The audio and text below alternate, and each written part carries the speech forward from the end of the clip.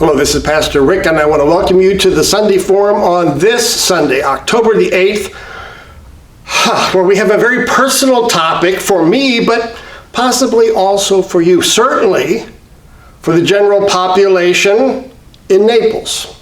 Our topic is dating over 50. Yeah, dating over 50. What's an older Christian to do? Now, I mention this for some obvious personal reasons, of course, because I'm in that category. I guess one would say I'm open and available. However, what we're seeing is that this is true in general in the U.S. population.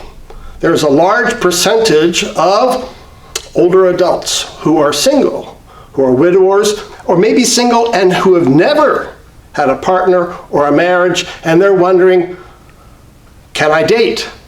And if yes, how do I date? And so I've been interviewing family, friends, and as you will hear, also a dating coach. Yes, there is such a thing in Naples. There are many dating coaches out there to find what are some of their perspectives. In addition, we add, what difference does it make when I'm a Christian? As a Christian, what do I bring as an older Christian to this whole new world, a world I don't understand, of dating? But first, let me focus in on some responses from family and friends that I've received and see if they resonate with what you've experienced among your friends. 3 basic responses, almost a third, and third. And the first was when I asked certain people, they just recoiled and said, I'm just not interested in dating. They just kind of closed down the conversation. When I pushed them on it, it was all sorts of reasons for that. Some are just very happy being single.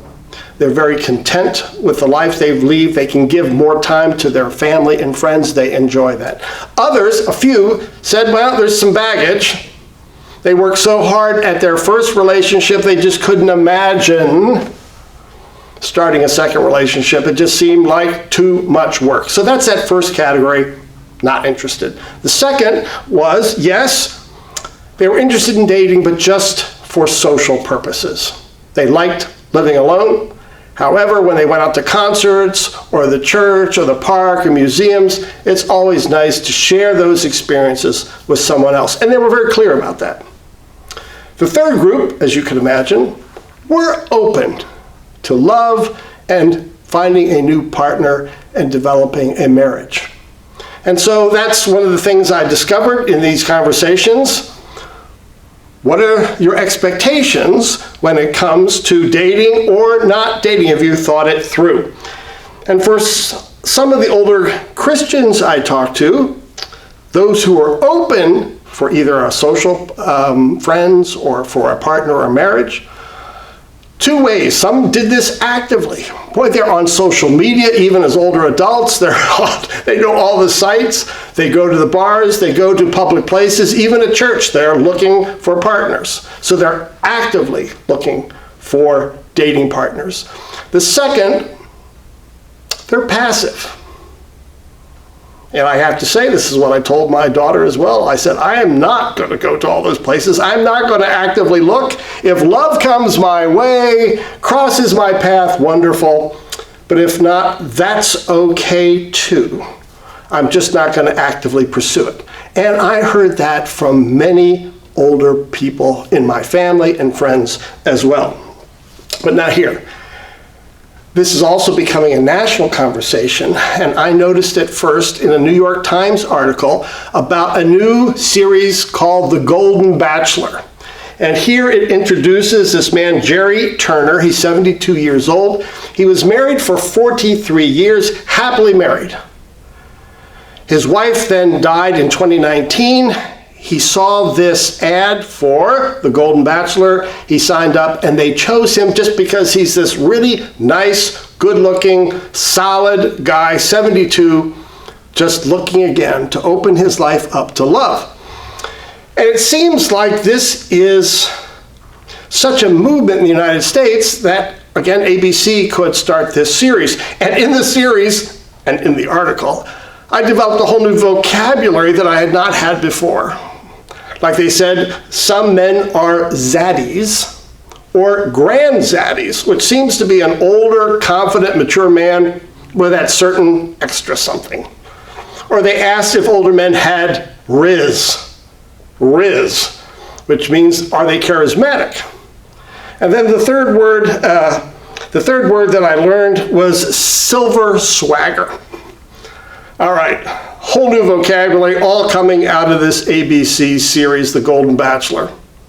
But in that, I've started to discover some statistics which I want to pass along about what the Pew research has found about older adults and how many are single. And I was surprised at how large this group is. First of all, about 4 in 10, 38% of adults 25 to 54 are not just single, but often a majority have never been partner or never been married. Now, when you move to the older group, 57% of single adults are not looking to date at all. 45% are living alone, by the way. Those are 50 to 60-year-old. 45% today, and in Naples, that's probably higher. And that's up from 28% in 1960s. In other words, there's this major move in our society to live alone, not just for young people, but especially older people as well. So, what do?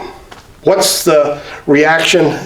Do we open ourselves to dating as older people or not? And here I interviewed a dating coach here in Naples through my contacts. Someone said they had a friend who was a dating coach. I didn't know such a thing existed, but it does here in Naples. And often it's for men who want to, again, begin dating. And she gave all sorts of advice on what they need to do. So I asked her, what's the advice you give? And she gave me free advice. I didn't have to pay any consulting fees. First, she said you should spend 6 months working on yourself, just trying to improve your understanding of so many things about the world, what you're reading, museums, but also to study etiquette. Concerning etiquette, she gave me 2 books in particular. The one I had heard of this book before, Emily Post's Essential Manners for Men, which help in all areas of dating and just social interactions. And the second was Vogue's Book of Etiquette. And I could say it's the complete book on etiquette. And she said she works with her men in these areas because often they just need tips. They just need some ideas, not just how to date, but how to be around a woman. And she said that this is part of the failure of our society, is that we just don't know how to interact anymore. We're often living alone, happy to be alone, but now don't know some of the social graces which probably were taught much more broadly 50 years ago. How do you listen, in this case, to a man or a woman? How do you communicate? How do you praise?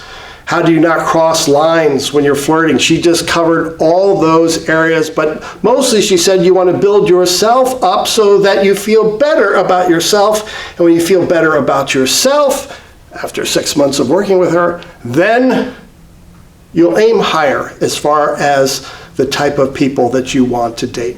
Okay, so there's a lot going on in our culture here in Naples, but we're Christians. What do Christians bring to this conversation? And a few things. The scriptures don't talk about dating. This was just not a topic in Old Testament or New Testament times. And yet, Paul, for example, encourages in his epistles, he encourages people to follow a call, whether to be single or whether to be married. That finally, God calls us into these relationships, and both can then be validated. Secondly, young widows, he encourages to get remarried, but the older widows, he says, should dedicate themselves to the family of the church. Now, I think what that really means is that an older widow in Paul, or a widower in Paul's notion, has validity and purpose by serving others in the church and the family. And so that's often what we experience. Third, the 6th commandment, be sexually pure. And there we share common wisdom in the church and outside the church on how to do that. But finally, this one quote about not being unequally yoked, finding that spiritual basis for any partnership that you have. And so, I want to close this forum by asking for your help. We all need a lot of wisdom here on knowing how to interact in the church, how to pass on for those who are open to dating. How would one do that wisely in ways that give God glory? And so if you've got ideas along these lines, if you've shared with friends already, or you even have personal experiences, share them with me, send me an email, and we'll do a part 2 later on where I will share all the wisdom that I've gathered from Emmanuel Lutheran Church on dating over 50. What's an older Christian to do? Send in those suggestions. I appreciate it. Thanks for joining us on the Sunday Forum. Bye-bye now.